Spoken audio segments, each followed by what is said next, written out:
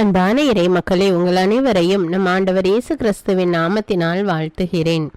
ஒவ்வொரு நாளும் நம்மை பாதுகாத்து பராமரித்து வருகிற இறைவனுக்கு நன்றி அறிதலாக தினமும் மாலையில் குடும்பமாக ஒன்று சேர்ந்து குடும்ப ஜெபம் ஜெபிக்க வேண்டும். அவ்வாறு குடும்பமாக நாம் ஜெபிக்கும் போது ஆண்டவர் நம்மையும் நம்முடைய குடும்பத்தையும் இன்னும் அதிகமாக ஆசீர்வதிக்கிறார். இதுவரை நீங்கள் குடும்பமாக ஒன்று கூடி ஜெபிக்கவில்லை என்றால் இன்று முதல் குடும்ப ஜெபம் ஜெபித்து இறையாசீர் பெறுங்கள். தந்தை, மகன், தூய ஆவியாரின் பெயராலே ஆமீன். திருச்சிலுவை அடையாளத்தினாலே எங்கள் தீயவர்களிடமிருந்து எங்களை மீட்டருளும். எங்கள் இறைவா, தந்தை, மகன், தூய ஆவியாரின் பெயராலே ஆமீன். இறைவா, எனக்கு உதவியாக வாரும். ஆண்டவரே, எனக்கு உதவி செய்ய விரைந்தருளும். தந்தைக்கும் மகனுக்கும் தூய ஆவிக்கும் மாட்சிமை உண்டாவதாக. தொடக்கத்தில் இருந்தது போல் இப்பொழுதும் எப்பொழுதும் என்றென்றும் இருப்பதாக ஆமேன். திருப்பாடல்கள் 103. நெஞ்சே, நீ ஆண்டவரை வாழ்த்துவாயாக. என் அகத்துள்ளதெல்லாம் அவரது திருப்பெயரை வாழ்த்துவதாக. என் ஆன்மாவே ஆண்டவரை வாழ்த்துவாயாக. என் ஆன்மாவே ஆண்டவரை வாழ்த்துவாயாக. அவர் செய்த நன்மைகளையெல்லாம் மறவாதே. என் ஆன்மாவே ஆண்டவரை வாழ்த்துவாயாக. அவர் உன் பாவங்களையெல்லாம் மன்னிக்கிறார், உன் நோய்களையெல்லாம் குணமாக்குகிறார், உன் உயிரை அழிவினின்று மீட்கிறார், அருளாலும் இரக்கத்தாலும் உன்னை சூழ்கிறார். என் ஆன்மாவே ஆண்டவரை வாழ்த்துவாயாக. நன்மைகளால் உன் வாழ்வை நிறைவுபடுத்துகிறார், கழுகுகளின் இளமையைப் போல் உன் இளமையை புதுப்பிக்கிறார். என் ஆன்மாவே ஆண்டவரை வாழ்த்துவாயாக. நீதியின் செயல்களை புரிகிறார் ஆண்டவர், துன்புற்றோர் யாவருக்கும் நீதி வழங்குகிறார். மோயிசனுக்கு தம் வழிகளை வெளிப்படுத்தினார், இஸ்ரவேல் மக்களுக்கு தம் செயல்களை விளங்க செய்தார். என் ஆன்மாவே ஆண்டவரை வாழ்த்துவாயாக. ஆண்டவர் இரக்கமும் கருணையும் உள்ளவர், சினம் கொள்ள தாமதிப்பவர், ஏராளமான காருண்யம் கொண்டவர், ஓயாமல் கடிந்து கொள்பவர் அல்ல, முடிவின்றி கோபம் காட்டுபவர் அல்ல. என் ஆன்மாவே ஆண்டவரை வாழ்த்துவாயாக. நம்முடைய பாவங்களுக்கு ஏற்றபடி நம்மை தண்டிப்பதில்லை, நம் குற்றங்களுக்கு தக்கபடி நமக்கு ஆக்கினை இடுவதில்லை. என் ஆன்மாவே ஆண்டவரை வாழ்த்துவாயாக. ஏனெனில் வானுலகம் பூ உலகத்திற்கு எவ்வளவு உயர்ந்துள்ளதோ அவ்வளவுக்கு அவர் தமக்கு அஞ்சு நடப்பவர்களுக்கு தயவு காண்பிக்கிறார். மேல் திசைக்கும் கீழ்த்திசைக்கும் எவ்வளவு தூரமோ அவ்வளவு தூரத்திற்கு நம் பாவங்களை நம்மிடமிருந்து அகற்றியுள்ளார். என் ஆன்மாவே ஆண்டவரை வாழ்த்துவாயாக. தந்தை தன் மக்களுக்கு இறங்குவது போல் ஆண்டவர் தமக்கு அஞ்சுகிறவர்கள் மேல் இரக்கம் காண்பிக்கிறார். ஏனெனில் அவர் நம்முடைய நிலைமையை நன்றாய் அறிந்திருக்கிறார். நாம் தூசிக்கு சமம் என்று அவருக்கு தெரியாமல் இல்லை. என் ஆன்மாவே ஆண்டவரை வாழ்த்துவாயாக. மனிதனின் வாழ்நாள் புல்லை போன்றவை, வயல்வெளிகளின் பூக்களைப் போல் காற்றடித்ததும் அது வதங்கி விடுகிறது, இருக்கிற இடம் தெரியாமல் போய்விடுகிறது. என் ஆன்மாவே ஆண்டவரை வாழ்த்துவாயாக. ஆண்டவருடைய தயவோவெனில் அவருக்கு அஞ்சி நடப்போர் மீது என்றென்றும் நிலை நிற்கும். அவருடைய நீதியோ அவருடைய உடன்படிக்கையை கடைபிடித்து அவரது கற்பனைகளின்படி நடக்க அவற்றை நினைவு கூறும் தலைமுறைகள் மீது நிலைத்திருக்கும். என் ஆன்மாவே ஆண்டவரை வாழ்த்துவாயாக. ஆண்டவருடைய வார்த்தையை கேட்டு அவருடைய சொற்படி நடக்கும் ஆண்டவரின் வல்லமை உள்ள தூதர்களே, அவரை வாழ்த்துங்கள். ஆண்டவருடைய திருவுளப்படி நடக்கும் அவருடைய ஊழியர்களே, அவருடைய சேனைகளே, அவரை வாழ்த்துங்கள். என் ஆன்மாவே ஆண்டவரை வாழ்த்துவாயாக. ஆண்டவருடைய சகல படைப்புகளே, அவருடைய ஆளுகை செல்கிற இடமெங்கும் அவரை வாழ்த்துங்கள். என் ஆன்மாவே ஆண்டவரை வாழ்த்துவாயாக. என் ஆன்மாவே ஆண்டவரை வாழ்த்துவாயாக. தந்தைக்கும் மகனுக்கும் தூய ஆவிக்கும் மாட்சிமை உண்டாவதாக. தொடக்கத்தில் இருந்தது போல இப்பொழுதும் எப்பொழுதும் என்றென்றும் இருப்பதாக ஆமீன். மார்க்கு அதிகாரம் 6. சொந்த ஊரில் இயேசு புறக்கணிக்கப்படுதல். அவர் அங்கிருந்து புறப்பட்டு தமது சொந்த ஊருக்கு வந்தார். அவருடைய சீடரும் அவரை பின்தொடர்ந்தனர். ஓய்வு நாள் வந்தபோது அவர் தொழுகை கூடத்தில் கற்பிக்க தொடங்கினார். அதை கேட்ட பலர் வியப்பில் ஆழ்ந்தனர். அவர்கள், இவருக்கு இவையெல்லாம் எங்கிருந்து வந்தன? என்னே இவருக்கு அருளப்பட்ட ஞானம்? என்னே இவருடைய கைகளால் ஆகும் வல்ல செயல்கள்? இவர் தச்சர் அல்லவா? மரியாவின் மகன்தானே? யாக்கோபு, யோசே, யூதா, சீமோன் ஆகியோர் இவருடைய சகோதரர் அல்லவா? இவர் சகோதரிகள் இங்கு நம்மோடு இருக்கிறார்கள் அல்லவா என்றார்கள். இவ்வாறு அவரை ஏற்றுக்கொள்ள அவர்கள் தயங்கினார்கள். இயேசு அவர்களிடம், சொந்த ஊரிலும் சுற்றத்திலும் தம் வீட்டிலும் தவிர மற்றெங்கும் இறைவாக்கினர் மதிப்பு பெறுவர் என்றார். அங்கே உடல் நலமற்றோர் சிலர் மேல் கைகளை வைத்து குணமாக்கியதை தவிர வேறு வல்ல செயல் எதையும் அவரால் செய்ய இயலவில்லை. அவர்களது நம்பிக்கையின்மையை கண்டு அவர் வியப்புற்றார். இயேசு தம்மை சீடருக்கு வெளிப்படுத்துதல். 12 திருத்தூதர் அனுப்பப்படுதல். அவர் சுற்றிலும் உள்ள ஊர்களுக்கு சென்று கற்பித்து வந்தார். அப்பொழுது அவர் 12 தம்மிடம் வரவழைத்து அவர்களை இருவராக அனுப்பத் தொடங்கினார். அவர்களுக்கு தீய ஆவிகள் மீது அதிகாரமும் அளித்தார். மேலும் பயணத்திற்கு கைத்தடி தவிர உணவு, பை, இடைக்கச்சையில் செப்பு காசு முதலிய வேறு எதையும் நீங்கள் எடுத்துக்கொண்டு போக வேண்டாம். ஆனால் மிதியடி போட்டு கொள்ளலாம். அணிந்திருக்கும் அங்கி ஒன்றே போதும் என்று அவர்களுக்கு கட்டளையிட்டார். மேலும் அவர், நீங்கள் எங்கேயாவது ஒரு வீட்டுக்குள் சென்றால் அங்கிருந்து புறப்படும் வரை அவ்வீட்டிலேயே தங்கியிருங்கள். உங்களை எந்த ஊராவது ஏற்றுக்கொள்ளாமலோ உங்களுக்கு செவி சாய்க்காமலோ போனால் அங்கிருந்து வெளியேறும் பொழுது உங்கள் கால்களில் படிந்துள்ள தூசியை உதறிவிடுங்கள். இதுவே அவர்களுக்கு எதிரான சான்றாகும் என்று அவர்களுக்கு கூறினார். அப்படியே அவர்கள் புறப்பட்டு சென்று மக்கள் மனமாற வேண்டுமென்று பறைசாற்றினார்கள். பல பேய்களை ஓட்டினார்கள். உடல் நலமற்றோர் பலரை எண்ணெய் பூசி குணப்படுத்தினார்கள். திருமுழுக்கு யோவான் கொல்லப்படுதல். இயேசுவின் பெயர் எங்கும் பரவியது. ஏரோது அரசனும் அவரை பற்றி கேள்வியுற்றான். சிலர், இறந்த திருமுழுக்கு யோவான் உயிருடன் எழுப்பப்பட்டு விட்டார், இதனால்தான் இந்த வல்ல செயல்கள் இவரால் ஆற்றப்படுகின்றன என்றனர். வேறு சிலர், இவர் எலியா என்றனர். மற்றும் சிலர், ஏனைய இறைவாக்கினரைப் போல் இவரும் ஓர் இறைவாக்கினரே என்றனர். இதை கேட்ட ஏரோது, இவர் யோவானே, அவர் தலையை நான் வெட்ட செய்தேன், ஆனால் அவர் உயிருடன் எழுப்பப்பட்டு விட்டார் என்று கூறினான். இதே ஏரோது தன் சகோதரனான பிலிப்பின் மனைவி ஏரோதியாவை மனைவியாக்கி கொண்டிருந்தான். அவள் பொருட்டு ஆள் அனுப்பி யோவானை பிடித்து கட்டி சிறையில் அடைத்திருந்தான். ஏனெனில் யோவான் ஏரோதிடம், உம் சகோதரர் மனைவியை நீர் வைத்திருப்பது முறையல்ல என சொல்லி வந்தார். அப்போது ஏரோதியா அவர் மீது காழ்ப்புணர்வு கொண்டு அவரை கொலை செய்ய விரும்பினாள். ஆனால் அவளால் இயலவில்லை. ஏனெனில் யோவான் நேர்மையும் தூய்மையும் உள்ளவர் என்பதை ஏரோது அறிந்து அஞ்சி அவருக்கு பாதுகாப்பு அளித்து வந்தான். அவர் சொல்லை கேட்டு மிக குழப்பமுற்ற போதிலும் அவருக்கு மனமுவந்து செவிசாய்த்தான். ஒரு நாள் ஏரோதியாவுக்கு நல்ல வாய்ப்பு ஒன்று கிடைத்தது. ஏரோது தன் பிறந்த நாளில் அரசவையினருக்கும் 1000 தலைவர்களுக்கும் கலிலேய முதன்மை குடிமக்களுக்கும் ஒரு விருந்து படைத்தான். அப்போது ஏரோதியாவின் மகள் உள்ளே வந்து நடனமாடி ஏரோதையும் விருந்தினரையும் மகிழ செய்தாள். அரசன் அச்சிறுமியிடம், உனக்கு என்ன வேண்டுமானாலும் கேள், தருகிறேன் என்றான். நீ என்னிடம் எது கேட்டாலும், ஏன் என் அரசில் பாதியையே கேட்டாலும் உனக்கு தருகிறேன் என்றும் ஆணையிட்டு கூறினான். அவள் வெளியே சென்று, நான் என்ன கேட்கலாம் என்று தன் தாயை வினவினாள். அவள், திருமுழுக்கு யோவானின் தலையை கேள் என்றாள். உடனே சிறுமி அரசனிடம் விரைந்து வந்து, திருமுழுக்கு யோவானின் தலையை ஒரு தட்டில் வைத்து இப்போதே எனக்கு கொடும் என்று கேட்டாள். இதை கேட்ட அரசன் மிக வருந்தினான். ஆனாலும் விருந்தினர் முன் தான் ஆணையிட்டதால் அவளுக்கு அதை மறுக்க விரும்பவில்லை. உடனே அரசன் ஒரு காவலனை அனுப்பி யோவானுடைய தலையை கொண்டு வருமாறு பணித்தான். அவன் சென்று சிறையில் அவருடைய தலையை வெட்டி அதை ஒரு தட்டில் கொண்டு வந்து அச்சிறுமியிடம் கொடுக்க அவளும் அதை தன் தாயிடம் கொடுத்தாள். இதை கேள்வியுற்ற யோவானுடைய சீடர்கள் வந்து அவருடைய உடலை எடுத்து சென்று ஒரு கல்லறையில் வைத்தார்கள். 5000 பேருக்கு உணவு அளித்தல். திருத்தூதர்கள் இயேசுவிடம் வந்து கூடி தாங்கள் செய்தவை கற்பித்தவையெல்லாம் அவருக்கு தெரிவித்தார்கள். அவர் அவர்களிடம், நீங்கள் பாலை நிலத்தில் உள்ள தனிமையான ஒரு இடத்திற்கு சென்று சற்று ஓய்வெடுங்கள் என்றார். ஏனெனில் பலர் வருவதும் போவதுமாயிருந்ததால் உண்பதற்கு கூட அவர்களுக்கு நேரம் கிடைக்கவில்லை. அவ்வாறே அவர்கள் படகேறி பாலை நிலத்தில் உள்ள தனிமையான ஒரு இடத்திற்கு சென்றார்கள். அவர்கள் புறப்பட்டு போவதை மக்கள் பார்த்தார்கள். பலர் அவர்களை இன்னார் என்று தெரிந்து கொண்டு எல்லா நகர்களிலிருந்தும் கால்நடையாகவே கூட்டமாய் ஓடி அவர்களுக்கு முன் அங்கு வந்து சேர்ந்தனர். அவர் கரையில் இறங்கிய போது பெருந்திரளான மக்களை கண்டார். அவர்கள் 1000 ஆடுகளைப் போல் இருந்ததால் அவர்கள் மீது பரிவு கொண்டு அவர்களுக்கு பலவற்றை கற்பித்தார்.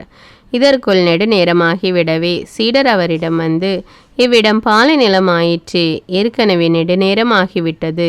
சுற்றிலும் உள்ள பட்டிகளுக்கும் ஊர்களுக்கும் சென்று உண்பதற்கு ஏதாவது அவர்களை வாங்கி கொள்ளுமாறு நீர் மக்களை அனுப்பிவிடும் என்றனர். அவர் அவர்களிடம், நீங்களே அவர்களுக்கு உணவு கொடுங்கள் என்று பதிலளித்தார். அவர்கள், நாங்கள் போய் 200 தெனாரியத்திற்கு அப்பம் வாங்கி இவர்களுக்கு உண்ண கொடுக்க வேண்டும் என்கிறீரா என்று கேட்டார்கள். அப்பொழுது அவர், உங்களிடம் எத்தனை அப்பங்கள் இருக்கின்றன, போய் பாருங்கள் என்று கூற, அவர்களும் பார்த்துவிட்டு 5 அப்பங்களும் 2 மீன்களும் உள்ளன என்றார்கள்.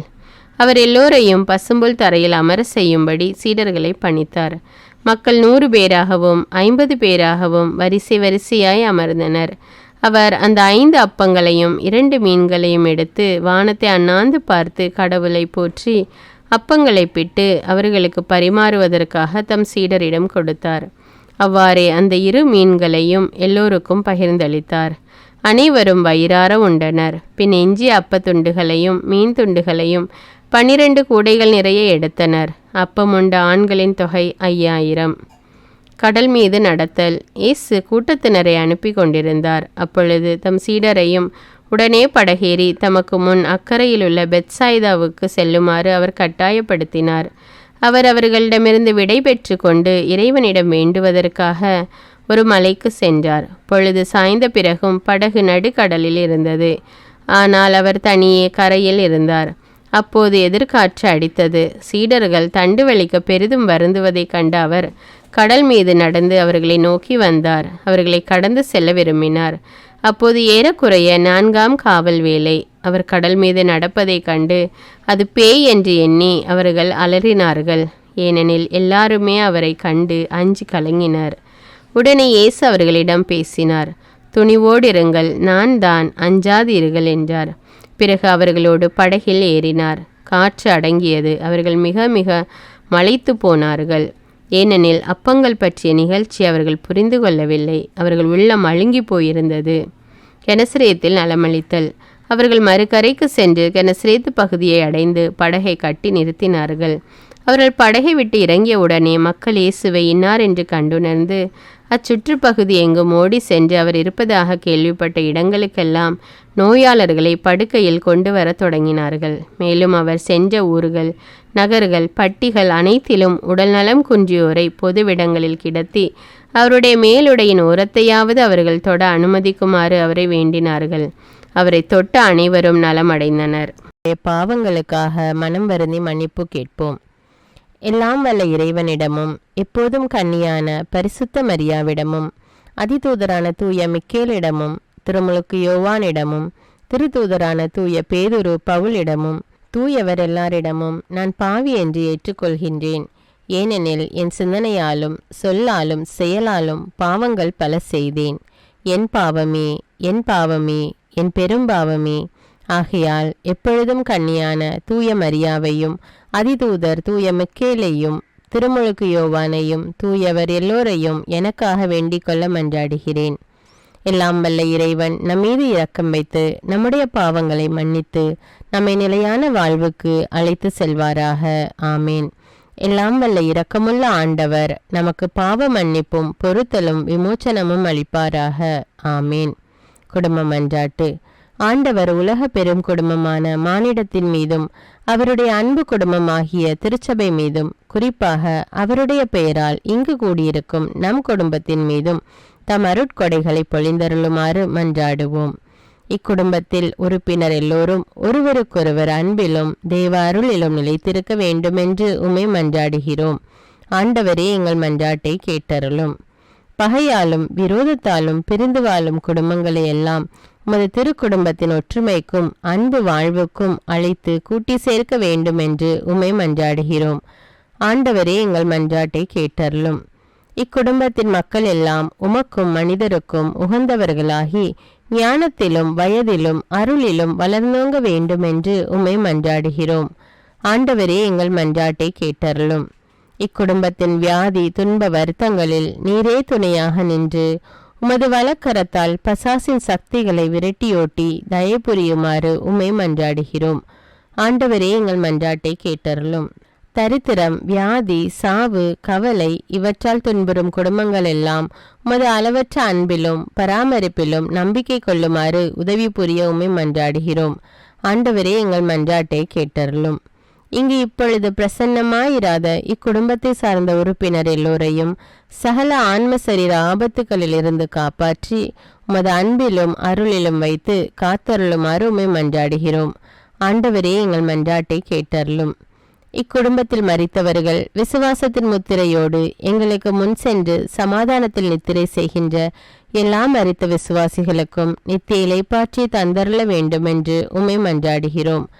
ஆண்டவரே, எங்கள் மன்றாட்டை கேட்டருளும். இப்பொழுது நம் ஒவ்வொருவருடைய சொந்த கருத்துக்களுக்காக மௌனமாக சிறிது நேரம் ஜெபிப்போம்.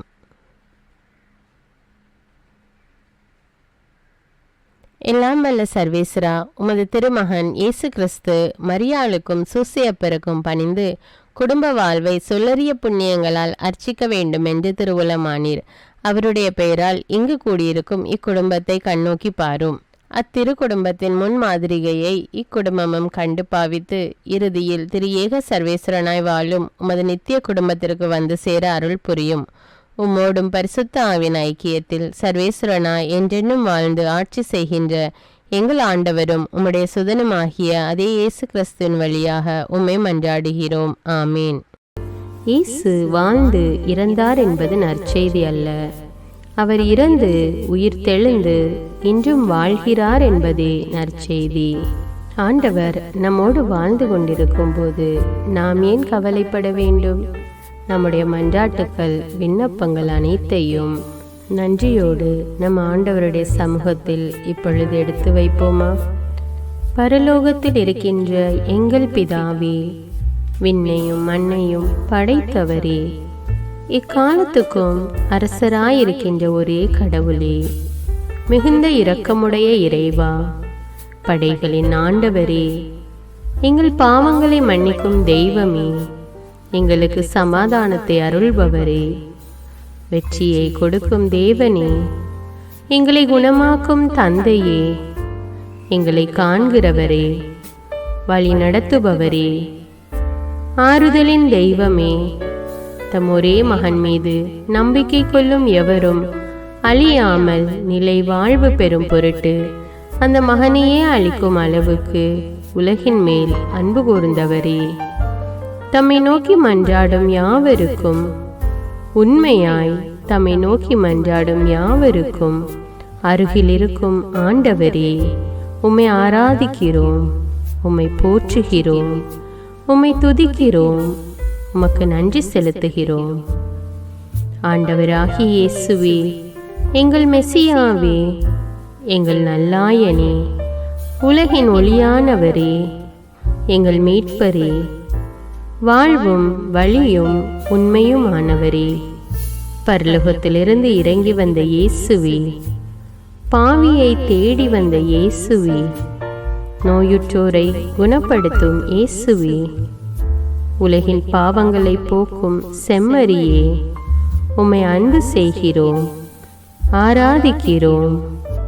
எங்கள் மீட்பரே, எங்களுடைய பாவங்களுக்காக நீர் சிலுவையில் மரித்து மரணத்தினின்று உயிர் தெழுந்து இப்பொழுது பிதாவின் வலப்பக்கத்தில் எங்களுக்காக பரிந்து பேசி கொண்டு இருக்கிறீர். உம்மை எங்கள் மீட்பராக ஏற்றுக்கொண்டு உமது பாதத்தில் விழுந்து உமக்கு எங்களை ஒப்பு கொடுக்கிறோம்.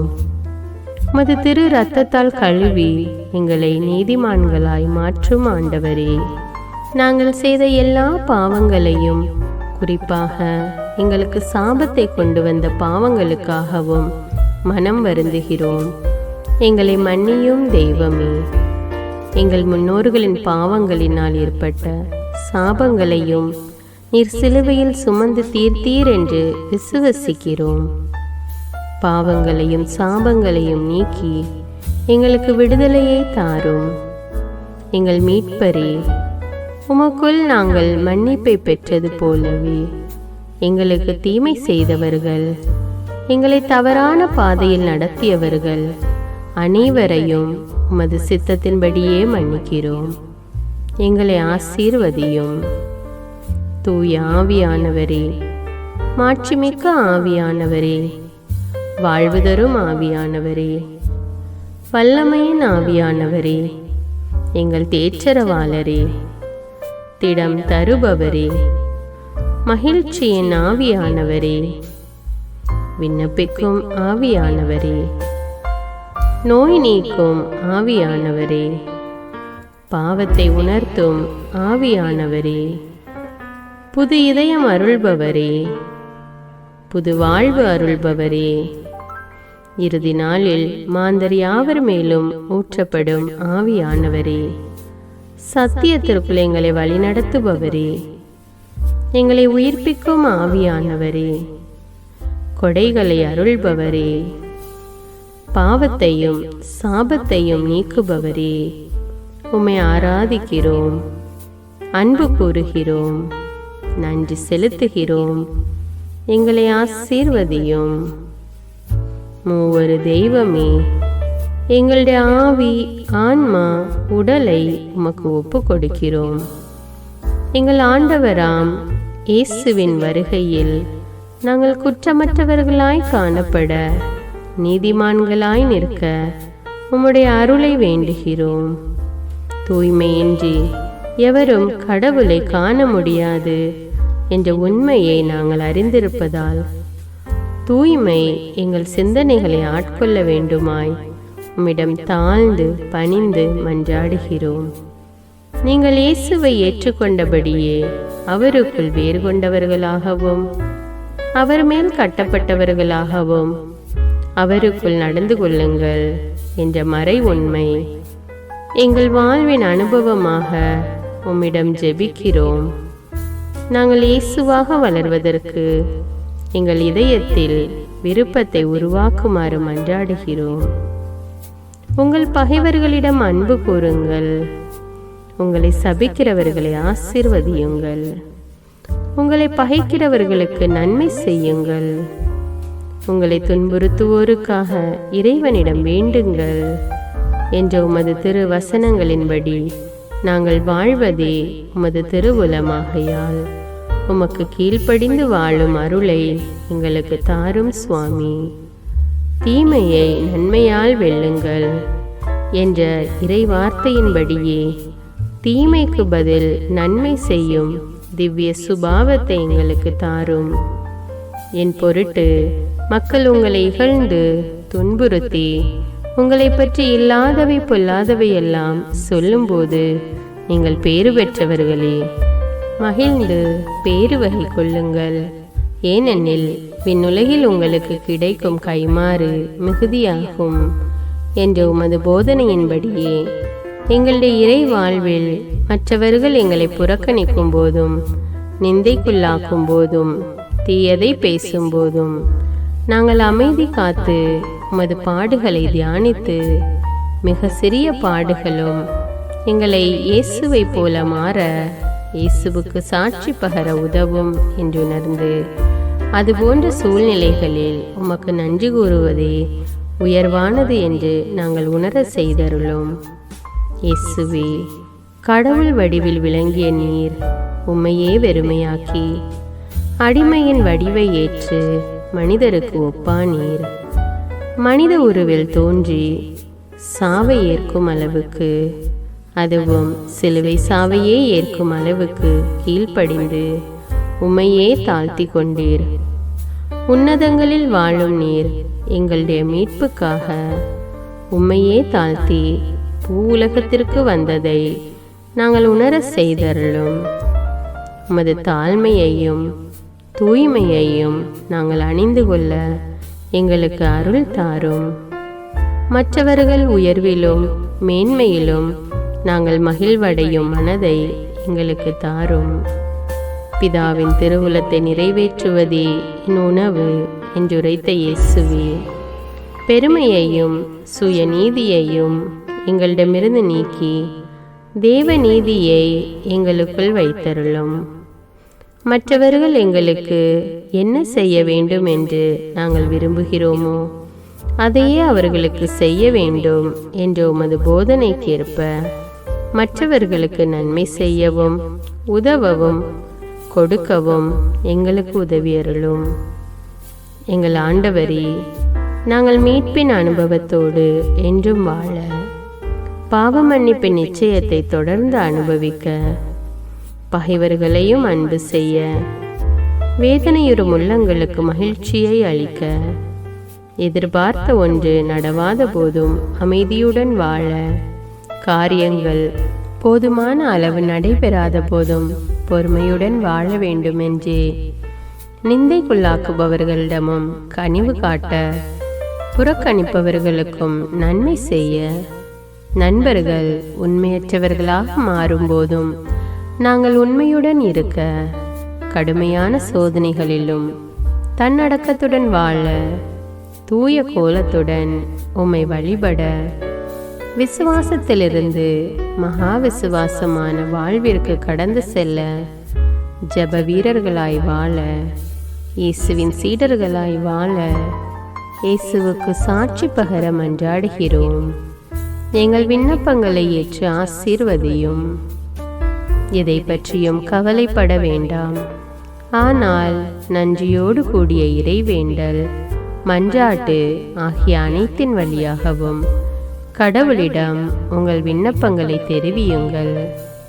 அப்பொழுது அறிவெல்லாம் கடந்த இறை அமைதி கிறிஸ்து இயேசுவோடு இணைந்துள்ள உங்கள் உள்ளத்தையும் மனத்தையும் பாதுகாக்கும் என்ற உமது கட்டளையின்படியே எங்கள் விண்ணப்பங்களை உமது பாதத்தில் சமர்ப்பிக்கிறோம். குறிப்பாக இப்பொழுது உங்களுடைய விண்ணப்பங்கள் என்னவென்று மௌனமாக கூறுங்கள்.